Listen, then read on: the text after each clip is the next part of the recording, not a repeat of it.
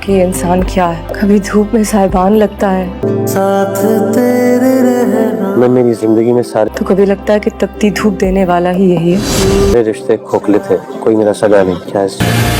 اس وقت ہماری چھوٹی سے چھوٹی غلطی بھی بھائی کو سچائی کے قریب لا سکتی ہے۔ حادثے کی وجہ سے ایمن کی یادداشت بھی متاثر ہوئی تھی۔ ان کا رحم کو پتہ چل گیا؟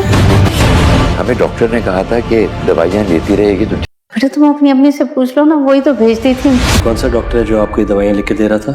کو آہستہ آہستہ اب رحیم اچھا لگنے لگا ہے، اور اسے ابھی تک یہ بات سمجھ میں نہیں آ رہی کہ رحیم صحیح ہے یا غلط، کیونکہ ایمن کی یادداشت کا مسئلہ ابھی بھی چل رہا ہے، کیونکہ عافیہ اور شہروز اس کی دوائیاں بند کرنے کا نام ہی نہیں لے رہے۔ لیکن ابھی تک رحیم کو یہ حقیقت نہیں پتا تھی کہ ایمن کوئی دوائیاں بھی کھاتی ہے اور اس کی یادداشت میں ہو گیا ہے کوئی نہ کوئی مسئلہ۔ لیکن جتنا شہروز اور عافیہ اسے اس سب سے دور رکھنا چاہتے ہیں، بالآخر رحیم بھی اس حقیقت تک پہنچ ہی گیا ہے کہ ایمن کھا رہی ہے کوئی دوائیاں، جس کی وجہ سے اسے تو وہ قصہ کبھی یاد آئے گا ہی نہیں، جس کی وجہ سے رحیم کی، ایمن کی اور شہروز کی زندگیوں میں اتنا بڑا بھونچال آیا ہے۔ رحیم اور ایمن کی تو دوستی ہونے لگی ہے،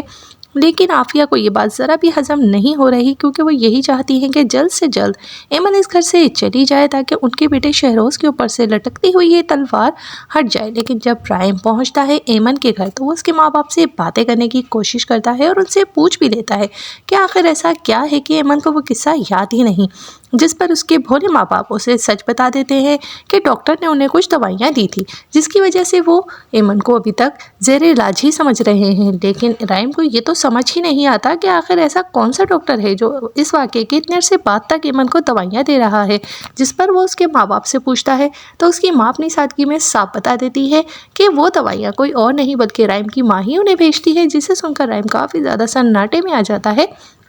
کیونکہ اس کے علم میں تو ایسی کوئی بات ہی نہیں ہے کہ ایمن کی یادداشت کا کوئی بھی مسئلہ ہے۔ لیکن اب رحیم اس حقیقت تک پہنچ چکا ہے کہ آخر ایمن شہروز کو کیوں بچا رہی ہے، اور اصل میں ایمن تو شہروز کو بچا ہی نہیں رہی ہے، ایمن